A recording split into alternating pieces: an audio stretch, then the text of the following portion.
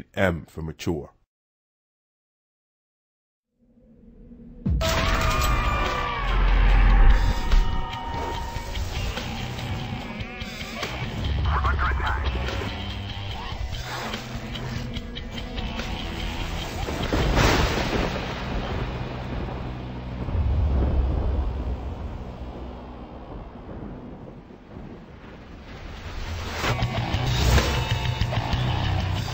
My name is John Garcia Shelton, and I'm the producer. In a lot of the ways, the story mirrors the story of Pandora's box. When you open the box, you unleash the creatures of myth and legend into the modern world, and what that does is it's a really profound impact. And these creatures come back to the world that they existed in thousands of years ago, and they start to remake it back into their place. The impact on our world, our buildings, our structures, our society is profound, and you get to see it all and experience it all as you're trying to survive. My name's Steve Skelton, lead designer. In the game, you learn after opening the box that there are two secret societies that are both trying to get a hold of the box and either harness the power of the box for their own evil plans or to try and set things back the way they were before you open the box.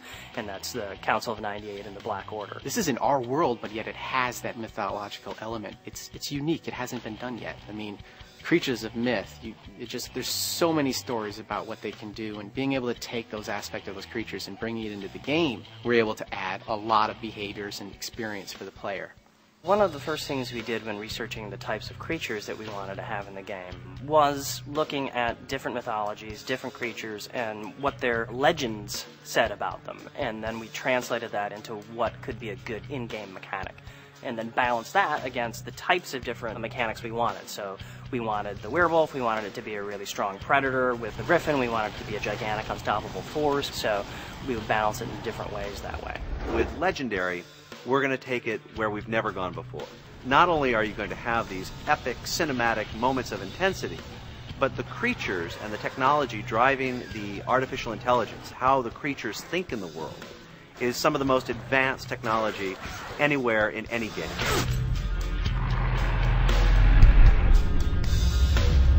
We have some creatures that do update visually with damage states.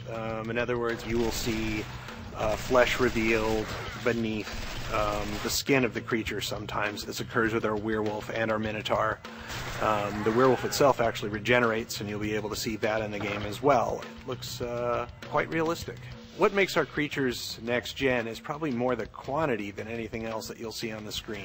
The real challenge was holding the quality bar up while drawing that much stuff at once. What we really wanted to do with our creatures and their mythology is to give them a sense of space in the world and presence. Our creatures don't just attack the player, they use the world to attack the player. What's real to you is real to the creatures, and it gives them a weight and a presence in the world. Just because they're mythological creatures doesn't mean to us they didn't exist in our game. You're going to see things like a minotaur bash through walls on the way to pursue the player. The first time the player is fighting the werewolf and they start to shoot it, and it changes its path away from the bullets to go grab a computer monitor and chuck it at them. That kind of intelligence and awareness is going to be a breath of fresh air to the player. Well, I think the thing that's most fun about playing Legendary is just the feeling of being overwhelmed by this new force of nature that's introduced back into the world. You really get a sense when the creatures start coming at you that they can be coming from in front of you, from behind you, to the left, to the right, up and down, and you always have to be constantly readjusting yourself to this new world. Even though it's in this familiar setting, all the rules are completely different. Legendary.